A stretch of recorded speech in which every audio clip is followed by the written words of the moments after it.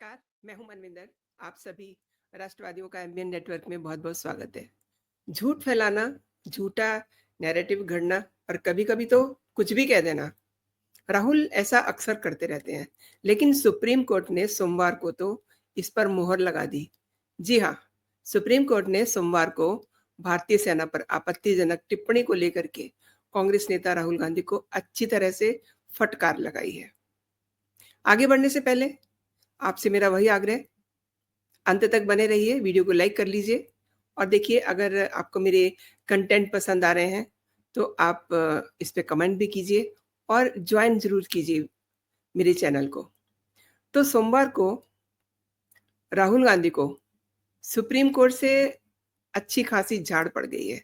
मतलब झाड़ ही नहीं पड़ी है, कुछ और बातें भी हो गई हैं कि आपको कैसे पता कि ज़मीन हड़पी गई है, पुख्ता जानकारी है क्या?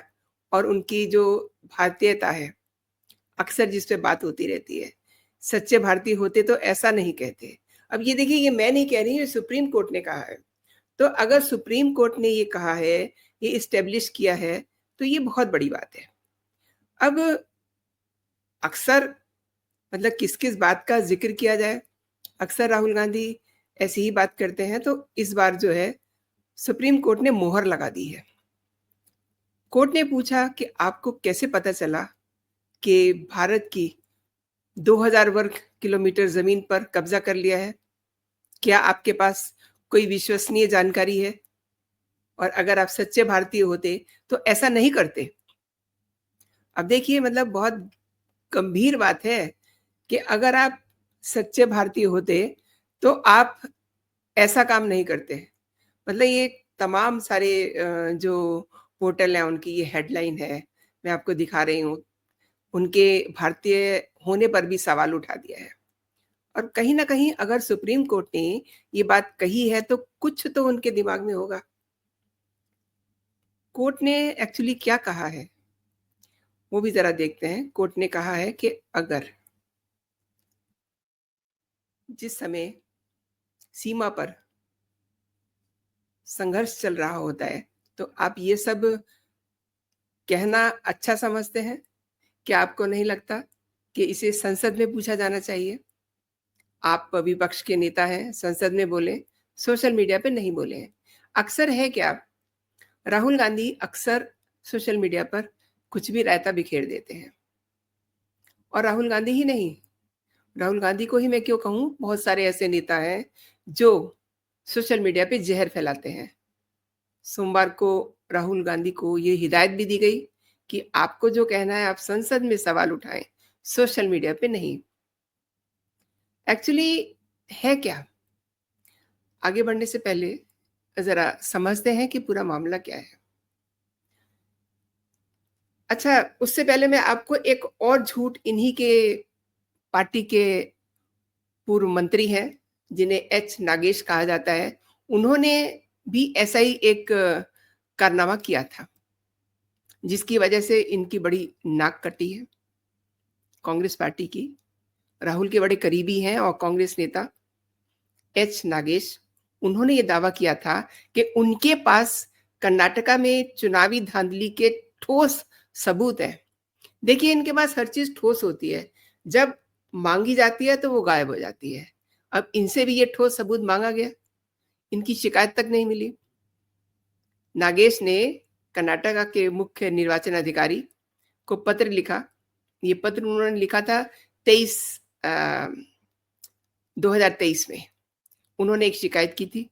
अब चूँकि इस मामले को फैलाना था, तो उनके पास शिकायत की प्रति ही नहीं थी।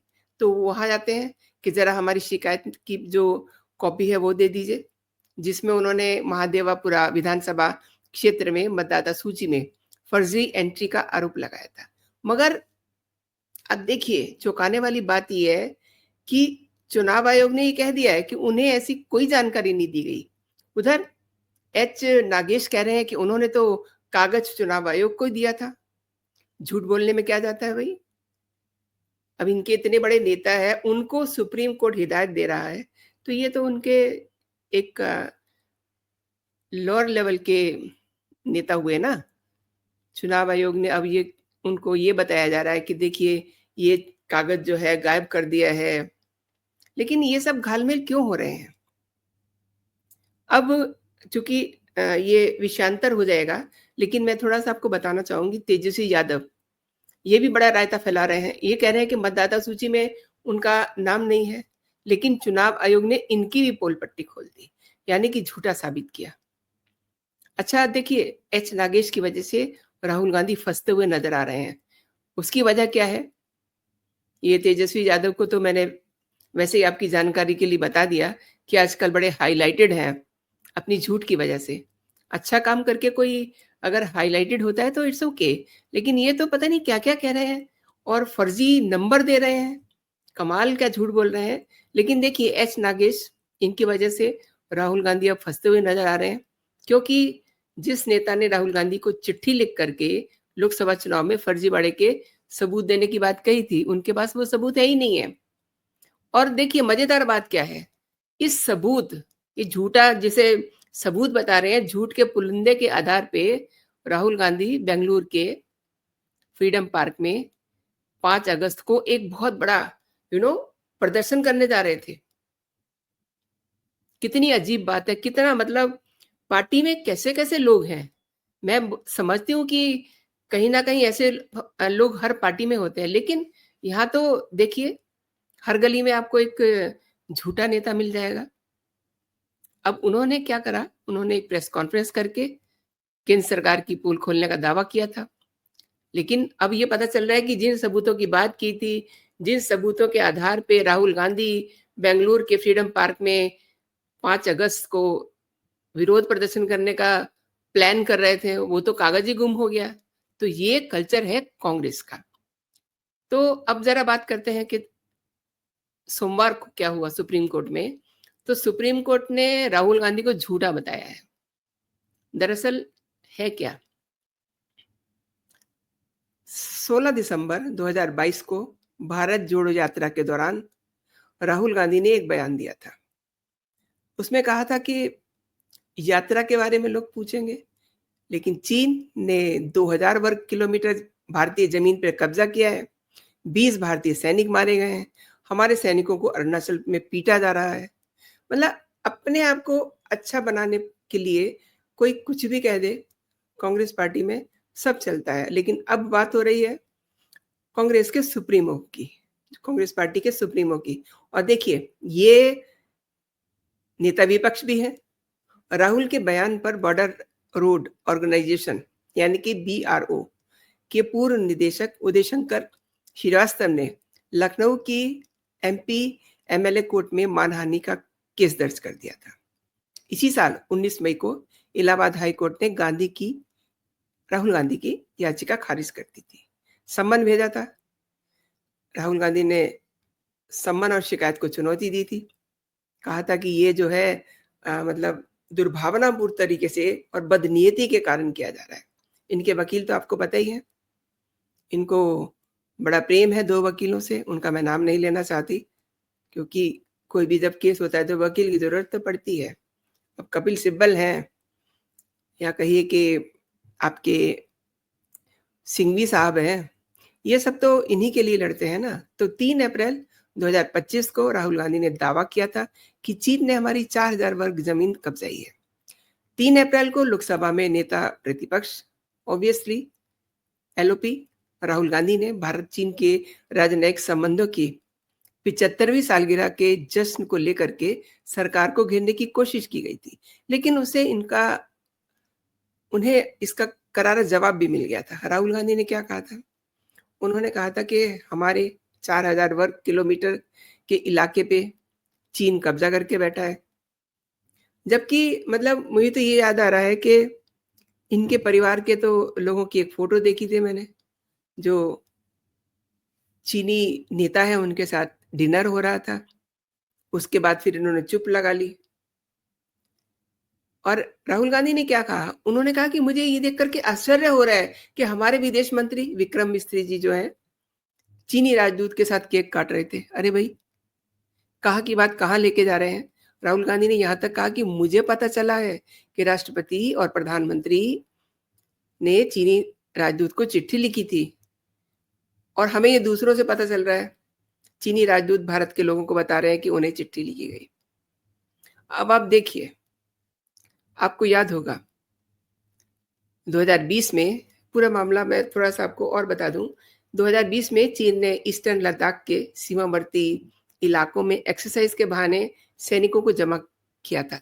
ये जो बता रहे हैं ना कि हमारे सैनिक मारे गए, हमारे सैनिकों को पीटा गया, तो एक्चुअल है क्या? 2020 में चीन ने ईस्टर्न लद्दाख के सीमावर्ती इलाकों में एक्सरसाइज़ के बहाने सैनिकों को जमा किया था। इसके बाद कई जगहों पर घुसपैठ की जानकारियाँ आई थी, घटनाएँ भी हुई थी। भारत सरकार ने इस इलाके पे चीन के बराबर संख्या में सैनिक तैनात कर दिए थे। हालात इतने खराब हो गए थे कि जो एलएसी वहाँ पर गोलियाँ चली। इसी दौरान 15 जून को गलवान घाटी का केस सबको याद है कि क्या-क्या हुआ था। अब राहुल गांधी भले ही उसको राजनीतिक चाशनी में भिगो करके लोगों के सामने परोसें, उससे कुछ होने वाला नहीं है। तो 15 जून को गलवान घाटी में चीनी सेना के साथ हुई झड़प में 20 भारतीय सैनिक शहीद हो गए थे। भारत ने इसका मुंह तोड़ जवाब दिया था। इसके बदले में जस्ट डबल 40 चीनी सैनिक मारे गए थे। ये बड़बोलेपन की वजह से कई अदालतों में इनके खिलाफ, राहुल गांधी के खिलाफ केस चल रहे हैं। हालांकि देखिए, इन्हीं की सेहत पे कोई फर्क नहीं पड़ता है, इसलिए क्योंकि ये झूठ बोलने के आदी हैं। झूठ बोलेंगे और उसके बाद इधर-उधर हो जाते हैं, बहाने करते हैं। कितने झूठ गिनवाए जाएँ इनके। अभी रिसेंट अगर मैं बात करूँ, तो इन्होंने पिछले हफ्ते क्या करा? पिछले हफ्ते इन्होंने काफ़ी हल्ला-गुल्ला मचाया संसद परिसर में। तमाम बैनर पोस्टर लेकर के चल रहे हैं। अच्छा, इनका टारगेट क्या है? इनका टारगेट है कि ये किसी तरीके से जीत जाएँ और उसके लिए अब ये आरोप लगा रहे हैं, कटघरे में खड़ा कर रहे हैं चुनाव आयोग को। अरे भाई, चुनाव आयोग एक प्रीमियर संस्था है, आप उस पर इस तरीके से कैसे आरोप लगा सकते हैं? फिर चुनाव आयोग तो कह रहा है कि आप मुझे बताइए कि कब आपने हमें मेल किया, कब हमने आपको नहीं बुलाया, ये बताइए, प्रूफ़ दीजिए। तो जैसे वो नागेश कह रहे हैं कि उनको तो प्रूफ़ मिल ही नहीं रहा, तो वो तो उनकी पार्टी के बड़े छोटे नेता हैं, लेकिन ये तो अब क्या कहा जाए इनको? हर मामले में झूठ बोलते हैं। इन्हीं की देखा-देखी अब तेजस्वी यादव भी झूठ पर उतर आए हैं। अभी आगे-आगे और देखिएगा क्या होगा। दरअसल है क्या, इन्हें अपीज़मेंट की राजनीति करने में बड़ा आनंद आता है। इनको ये लग रहा है कि जब ये जो चुनाव आयोग ने एक नया काम शुरू किया है, जो देश के लिए बहुत ही ज़रूरी था, जिसे बहुत समय पहले किया जाना चाहिए था। लेकिन अब चूँकि टेक्निकली काफ़ी हाई-टेक हो गया है चुनाव आयोग, तो ये सब चीज़ें करने में कोई दिक्कत नहीं है। तो ये सब चीज़ें अब पब्लिक डोमेन में आ जाएँगी, सबको ये पता चल जाएगा कि किसका-किसका नाम है और जो लोग नहीं रहे, उनके नाम कट जाएँगे। लेकिन भई जो नहीं है, उनके नाम पे भी वोटिंग हो रही थी, इसका मतलब तो यही हुआ ना। और अगर मैं बात करूँ ईवीएम की, तो जहाँ पर इनकी सरकारें हैं, वहाँ पे कैसे जीतते हैं? हालाँकि मैं मुद्दे पे आती हूँ, सेना पर आपत्तिजनक टिप्पणी वाले मामले में लखनऊ की कोर्ट ने राहुल के खिलाफ चल रही कार्रवाई पर सुप्रीम कोर्ट ने फिलहाल रोक लगा दी है, लेकिन देखिए कितनी सारी बातें सुना दी कि आपको अपने देश से प्यार नहीं है, तमाम सारी बातें कही हैं और उन्होंने कुछ नोटिसेस भी जारी किए हैं ताकि पूरा मामला वो समझ सकें। लेकिन क्या ये अपने बड़बोलेपन को छोड़ेंगे? ये जो झूठे नैरेटिव गढ़ते रहते हैं, क्या ये इसे रोकेंगे या ये कहीं रुकेंगे? क्या इनका मतलब सरकार को इनका क्या करना चाहिए? मुझे आप कमेंट करके ज़रूर बताइएगा। आपने मेरे साथ पूरा वीडियो देखा।